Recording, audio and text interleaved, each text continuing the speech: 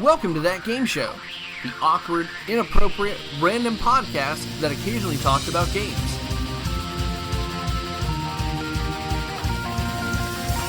What's up, everybody? Welcome to That Game Show. I am Chase Bunker. He is Kyle Helmstetter. Thank you very much for joining us today. It's been a while since I've done an actual intro, because I feel like the other one I did an intro, but it was like, we've been gone for a while, but now it's like, I used to have a snazzy catchphrase. Like, do you ever actually listen to an old episode back before your time on That Game Show? Before my time? Back in Yes. the Stone Ages? I'm not that old. All right, my bad. I'm sorry. The show's not that old. The Paleontology Agency or whatever era? So here was the funny thing. This was one of the things that I had to actually our old hosting site actually literally just shut down without telling us. And so I had to re-upload all of the new episodes or old episodes. And I was like, all right, I have to listen. What's this one about? Okay. And as I listened to myself, I sound a lot happier. Is this like a pin on me thing, or is this I don't know. Just in general? Just in general, I'm like, I'm happy. It's like, oh, I have this podcast. I could do, I have a catchphrase, and then I realized catchphrase really doesn't do anything. And then also, no one was sharing it. And that's the one thing where you come in. I had a panel of 3 other people. You know what they couldn't do? Hit the share button. I hit the share button. That's not true. I hit it. You hit it. You hit it. I did. You're the only one that has hit the share button. Everybody else is just ashamed of the show. Well, that's why you put in my contract, I thought. I thought that was literally the stipulation is you can talk, you can say what you want, you get 2 swear words per episode. Okay. But you gotta hit the share button. I never said anything with the swear words per episode. Yeah, that was bullshit. Please don't, because it makes it a lot harder to edit on video. I'll tell you. Yeah, I actually can't even do timestamps because I don't know when these things are happening. Yeah. By the way, if you watch the video on YouTube, thanks a lot for checking that out. We used to do it. It's been a while, and it felt nice to kind of do it again. And we got to kind of authentically do the show that we kind of do at Comic-Con in a way, minus the game shows. But yeah. Yeah. Minus the entire premise, actually, now that you say it like that. Yeah, you know what? Actually, it's nothing like it. It's just the only similarities is you see our faces, and that's what we also do at the Comic-Con. That's about it. One might even say that's kind of the worst part of the show is that you do have to see our face. So... That is very true. And we do have the part where it's like, hey, we need to kind of have some semblance of the show, and then we do the actual game part. Because we realize as we start it, people start leaving and go, oh, we thought this was a game show. It's like, you're right. Let's do it now. Yeah. Sorry for wasting your time. We're just going to go ahead and start with the part that you actually care about. Yeah, Not the exactly. show, but the games. Exactly. That game show. Game. Show. Okay. You get a point there. Yeah. Anyway, a few things happened in the gaming world. I think the big top story is Redfall. What the heck? Have you seen any of this? You know, it's bad that I have, because you know that I'm never up to date with things, and yet I'm up to date with this. I'm kind of surprised that you are, and I think you're right. That is the ultimate litmus test of it's that bad if it catches your attention, because usually it's me saying stuff and then you just doing show killing, but you actually have been seeing this and witnessing this as well. It's the fall of red, man. I mean, if I weren't colorblind, I would know what that meant. But all I know is that fall is down and red is brown-ish. I keep forgetting that you're colorblind. You know, everybody does, and it's at some point it's just does anybody want to remember the most vulnerable parts of my body? But the worst part is just the fact that we played the board game Splendor, and I said, oh yeah, you can either get the green piece, the blue piece, or the brown piece, and you just pause and you just look at me and you go, they're all brown. They weren't all brown. That wasn't even fair. It was that's like being playing Twister, and you're like, oh yeah, right hand green. It's Not only do I not know my rights and my lefts, but I don't know what color that is. I imagine that is a game that just like the more strategic game for you is Twister. It's not Risk, it's Twister, because you're just like, I don't know if this is it. I don't even know if this is my hand. This could be my foot. This could be my other foot. Thank you. You're welcome. That wasn't even a swear word, honestly. No, but it was just you catching yourself, and that it's one of those where I have to like maybe, I don't know, maybe possibly edit it out. But yeah, Redfall came out. It was a highly anticipated game. We kind of expected it to be almost like a Left 4 Dead with vampires. We thought it was gonna have like it was going to be like the next multiplayer game that everyone could get excited about, and holy crap. It is a clear favorite for worst game of the year. It is poo-poo. It is. It is raw poo-poo. It is. And it's crazy because like if it wasn't for Hi-Fi Rush, which is the opposite of poo-poo, is incredible. It's anti-poo-poo. It's anti-poo-poo.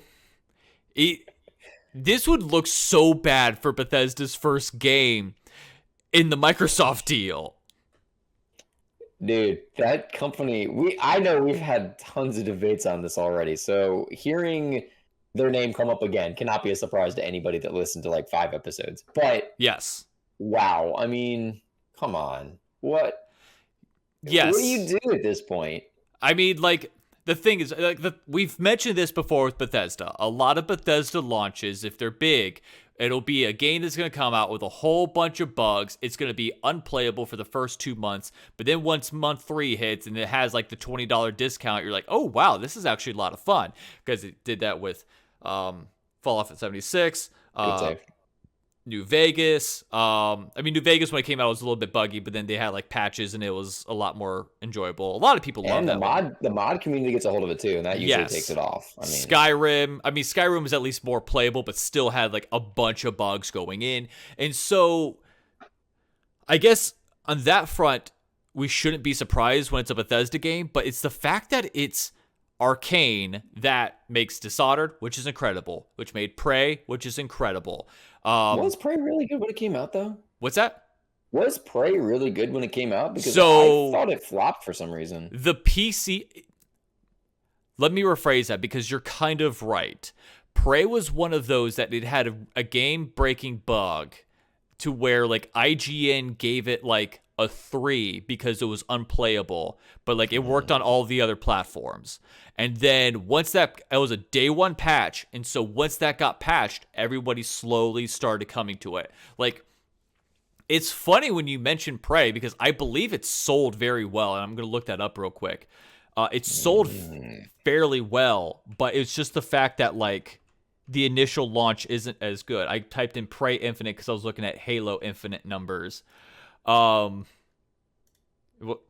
it's like this is essentially like Hi-Fi Rush and this are like the first 2 like Xbox games, Xbox exclusives in like a year and a half. That's true.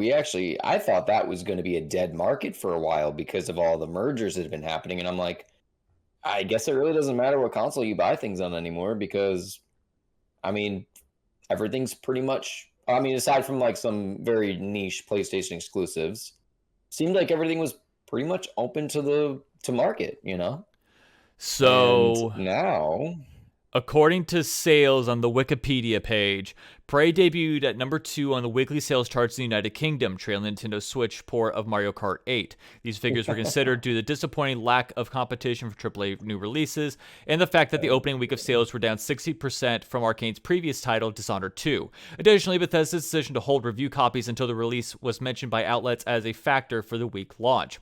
Prey captured the top spot in the second week of release, besting Mario Kart 8 Deluxe, a rise partially attributed to the positive reception the game received through critics. Those sales were down 32% the week before, from its debut week. It doesn't give me actual numbers. That's okay. I mean, it sounds like it came out at a good time for itself, which was good, but it didn't exactly take the world by storm. But that may also have to do with some weaker than average advertising, because I don't recall seeing that game very like diverse across. Yeah, it wasn't. I don't remember it being that widely publicized either, but I do remember it was a like day of review guide. Like that was when their embargo went up. Their sales were at least they estimate 180,000 the first week, which is okay. So I like to think by this point they've at least reached 500,000 to 1 million sales. It's a game that for some reason, and we're talking about Prey, not Redfall, obviously. Prey was one of those games where the more people started talking about it, the more people started getting interested in it, I believe. Like, I think a person's desire to play it, huh? Exactly. Which, by the way, it's a fun game. Paranoid as all heck. Okay, yep.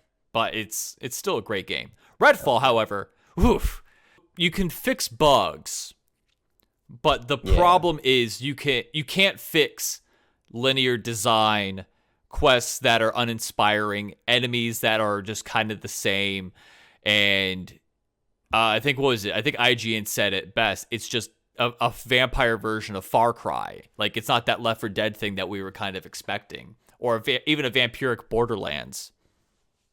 Yeah, you put it good, right? You can fix bugs, but you can't fix terrible characters. You can't fix linear gameplay. You can't fix terrible escaping. You can't fix really boring gameplay. You can't fix characters that are bad. You can't fix really boring gameplay like it is.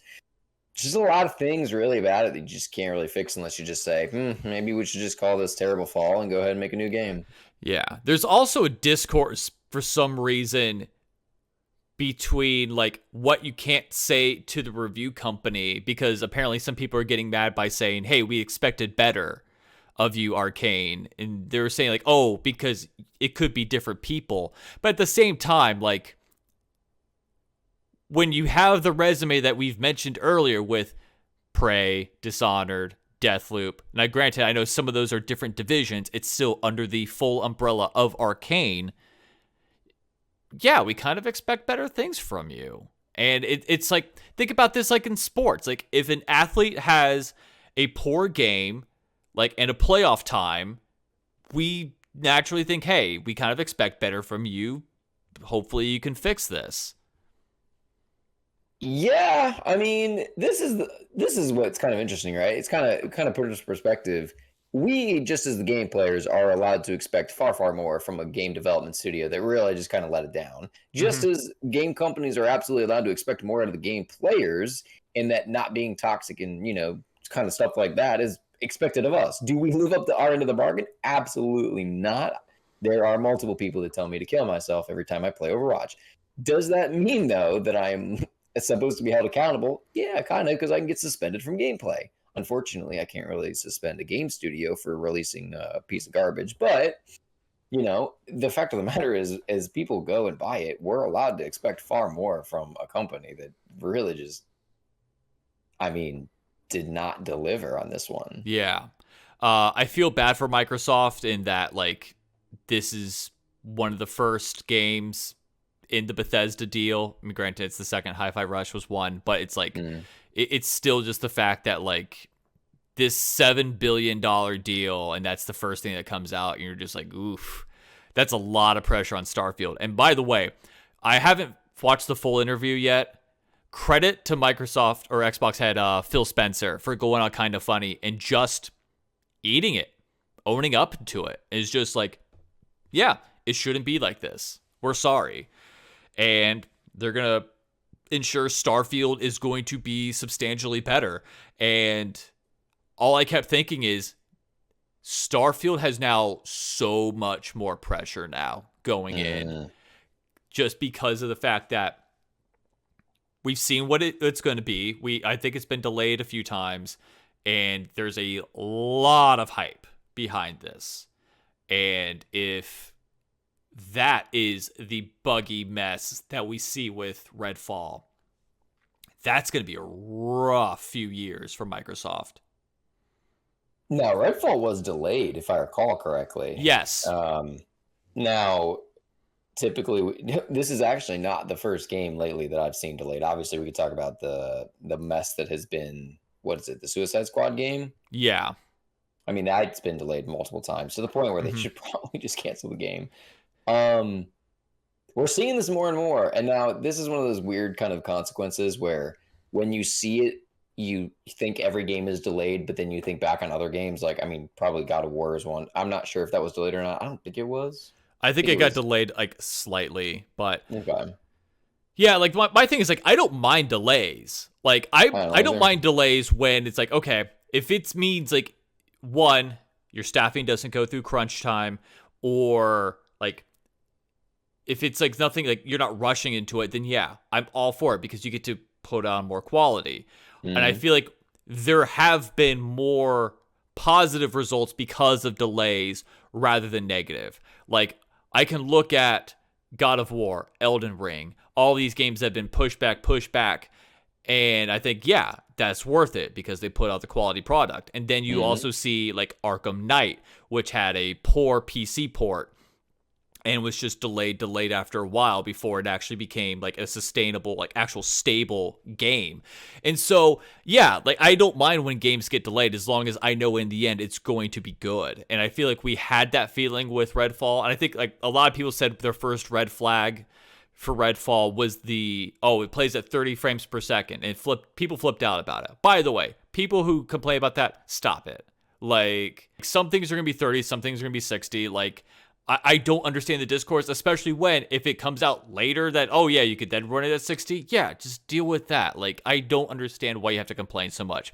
Like we complain about so many little things. We always do. I mean, there are some games that I do think the frames make a big difference. Like, I mean, I'm coming back to the things I know well, but the Pokemon Scarlet and Violet game that got released, that was a disaster for the frames because the rendering paired with the loading of the chunks was just bad, and it turned your frames into an absolute like nightmare at times. Some games, it does make it a far less enjoyable experience, not to an extent that should be like harped on, but I think it's something that the gamers should consider more than just sitting there complaining about. Like, if you're going to buy the game for $60 and you know it doesn't run at the frames you want it to run at, so don't spend the $60. Just wait till it goes on sale if you really do want to play it. Like, I'm sure that there's a dozen other games that you can probably play in the meantime. Yeah, more than Yeah. likely you have a backlog. I feel like if you're a PC gamer, then yeah, you definitely have a backlog. This is... I've realized that this is a really dark time for PC gaming because of the fact that you're seeing a lot more companies go 30 frames a second at launch and also just have poor PC ports. Essentially, we saw this with The Last of Us. We saw this now with Redfall looks bad, with its litany of issues. And then you had Jedi Survivor say, hey, we're sorry about this. And you know who's winning in all this? Greg Miller. Greg Miller is having a field day watching the consoles rise up to supreme victory. Greg Miller is going to be the PC wrestling villain that everybody wants. And you know what? I am here for it. Chase Bunker. I think Yeah, Bethesda is the only company that can actually get away with having bugs on release, and we'll be like, that's fine. We're okay with that. As long as they're not dragonflies, I don't honestly care. I just don't want to deal with those. Kyle Helmstetter. I mean, it makes sense in the Fallout world. There's going to be a huge amount of bugs because, like, it's post-apocalyptic. So, I mean, they're going to be everywhere. But did you hear Bethesda also released that they were going to have a bunch of glitches in the game? I hate you. This is That Game Show. It's weird doing these episodes kind of frequently because normally I would have like a bunch of notes and be like, oh, let's do this. And this is back when we had like the serious discussion show, not like the thing that you and I do now where we just kind of like the playful discussion and all that. And it's like, man, what do we do? Like, there's nothing to talk about. It's like, Redfall sucks, but we can't do like a whole show on that. Yeah, they don't deserve that. Yeah. And then Kotaku just comes in and just gives me content. It's great. So Kotaku right now is in some hot fire because, I don't know why I said hot fire. Fire is always hot. Fire? Yeah, what are you talking about? Yeah. So pretty much, essentially, there was a leak copy of Legend of Zelda Tears of the Kingdom that they accessed. Now, mind you, Kotaku is blacklisted by Nintendo because they said, hey, here's a whole bunch of places you should emulate Metroid Dread so you can play it in 4K. And who would have thought Nintendo doesn't like that. And so now they talked about all the leaks, which, mind you, like, they listed spoilers and then talked about, oh, here's what we know right now. And a lot of people are pissed at Kotaku for it. And I don't know if you feel this way, but I guess as someone who's on the reporting side, like, there's times I look at Kotaku and I'm like, man, what are you doing? I feel like if you want to post that, you can post that. Journalistically, yes, you can post that. However, I feel like that's one of those, you gotta deal with the blowback for it. Oh, 100%. Like, you can't just post it and then just go, why does Nintendo hate us all of a sudden? So I feel like that is something that you have to just look, like, you have to weigh the pros and the cons, where it's like, all right, this could drive in traffic. Also, we may sever so many ties with the gaming industry because of it. If I post a video on OnlyFans of me wearing a broom little, like a little mop head on my head with white curly hair now, and my parents find it and they're disappointed in me, I have every right to post that, but I got to deal with the blowback on that. You know what? It's just how life goes. If you put a video up, you're gonna get taken down. That's how life works. I don't know if you were you trying to make that a motivational thing? Or no, like not really. Is this supposed to be like parenting moments with Kyle? This is like Cave Explorer. I'm exploring this cave, this mine, this travesty of thoughts, and Kotaku is now dealing with the blowbacks of the cave falling in on themselves. Journalism. It's a deep road full of danger. You know? Just it's deep, man. Well, I thought. You know, Newton's law, for every action there's an equal and opposite reaction. Unless it's the internet, then it's an overreactive response to it. And so I feel like at this point, like, hey, if you want to do it, go right on ahead. But at the same time, like, well, if it isn't the consequences to my own actions. How the tables have turned. Wait, no, that's not how it goes. How the turns have tabled. How the turntables, yes. I think that's the quote in The Office, if that's what you're trying to do. I've never seen The Office. Really? Is it about an office? Yes. Then I've seen the show now, haven't I? No. Chase Bunker. So I just showed Kyle that video, and immediately, as soon as the Elmo voice went in, his eyes got so big. Kyle Helmstetter. I love Elmo. Do you really? Is that like your guilty? No. Oh, okay. This is That Game Show. I think in the years we have done this show, that had to be the shortest non-outro segment we have ever done. First, some men would call that average. Okay. Average size segment. Second of all, it's hard sometimes when you're trying to traverse whether or not you should make a joke or be serious. You're like, which one am I doing? Over the years, I feel like it's a lot harder to throw in the little jokes, and it's not because it's 2023. It's because the line of show killing can get to a degree of actual show killing. When I think back on it, I'm like, we did have that one person canceled. Oh, that's right. I forgot about that. Okay. Probably some jokes I shouldn't have made. Okay, hold on. So let me back up real quick to explain. So, first off, you technically didn't kill the show because she never fully said yes. So we tried to get, I believe she was working at Kotaku at the time. Then Kotaku writer Cecilia D'Anastasio just put out this incredible piece on the work conditions over at Riot and just the blatant sexism over there. And it was so in depth. Like, it was like, holy crap. And now she's a successful writer elsewhere.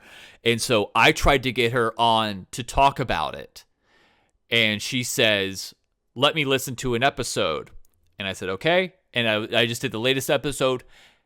And then I get an email that said, I don't think this is for me. Thank you, though. And I paused. I'm just thinking to myself, like, we've done like interview episodes before, and I realized I should have done that. That's also partially on me. I should have sent an actual interview format. And the reason she said no, and I'm assuming this is the reason, is because there was a bumper, that was with Eric. For the 5 episodes with Eric, it was one of the 5. Shout out to that. Shout out to Eric. And it was a degree in memology. And I said I only minored in it.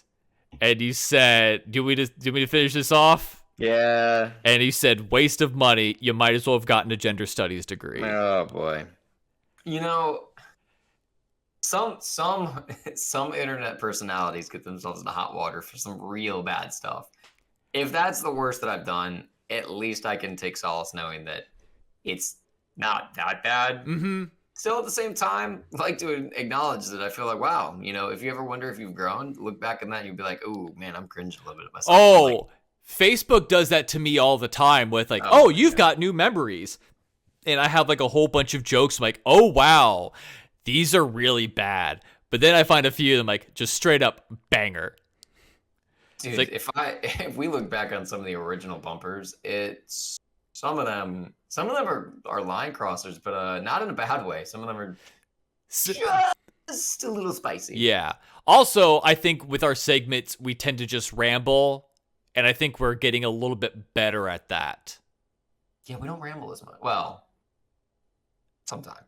Well, I think with me in radio, it's kind of helped me out a little bit because I remember when I first started out, like, I would grab the mic and I would not let go if the opportunity struck. And that was one of those where I had to be taught brevity. All right. I think after us reminiscing about our past experiences, I feel like we should just kind of like leave on this note right now before we get into too much, hot water. Thank you all very much for listening. If you watched us on YouTube or if you watched us or listened to us on any of your favorite podcasts, thank you so much for listening. You can like us on Facebook, facebook.com/thatgameshow. If you want to watch us on YouTube, youtube.com/thatgameshow. You feel free to leave a like, follow, subscribe, what do they say now? I don't know.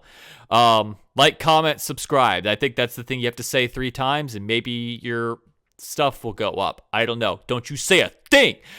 You can follow me on Twitter at Chase Bunker. You can follow Kyle on Instagram at Scandinavian_sensation so you can see his cool Loki cosplay. Other than that, Kyle, anything you want to add before we go? No, Chase, all good things come to an end. That's why this podcast is ending today, but that's why Redfall will continue tomorrow. All right. That was oddly motivating. Thank you all very much for listening, and we'll talk to you all in the next episode. Thanks for listening. Make sure you check out more episodes on iTunes and on our YouTube page, youtube.com/thatgameshow. And follow us on Facebook, facebook.com/thatgameshow.